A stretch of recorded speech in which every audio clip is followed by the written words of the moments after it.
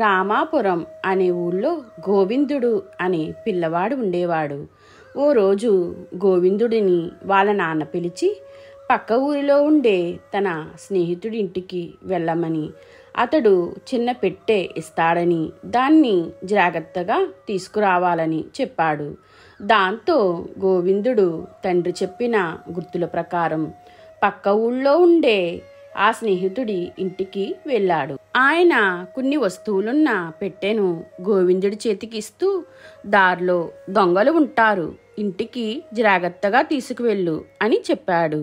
ఇంటికి వచ్చే క్రమంలో గోవిందుడికి తన వెనకాల ఎవరో వస్తున్నట్లుగా అడుగుల చప్పుడు వినిపించింది.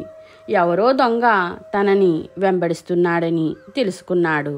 దాంతో భయపడుతూనే కాస్త వేగంగా నడవడం మొదలుపెట్టాడు. ఆ అడుగుల చప్పుడు వేగం కూడా పెరిగేసరికి గోవిందుడికి ఏం చేయాలో పాలుపోలేదు. కొంత దూరం వెళ్ళేసరికి గోవిందుడికి ఓ నది కనిపించింది. దాన్ని చూడగానే అతడికో ఆలోచన వచ్చింది. వెంటనే నదికి కాస్త పక్కగా ఉన్న పొదల్లోకి తన దగ్గరున్న పెట్టెను విసిరేసి నది ఒడ్డున నిలబడి, నా పెట్టె నీళ్ళల్లో పడిపోయింది అంటూ గట్టిగా ఏడవడం మొదలుపెట్టాడు. గోవిందుడి వెనకాలే వస్తున్న దొంగ ఎలాగైనా ఆ పెట్టెను తీసుకోవాలనే ఉద్దేశంతో తాను తీస్తానంటూ నదిలోకి దూకి వెతకడం ప్రారంభించాడు.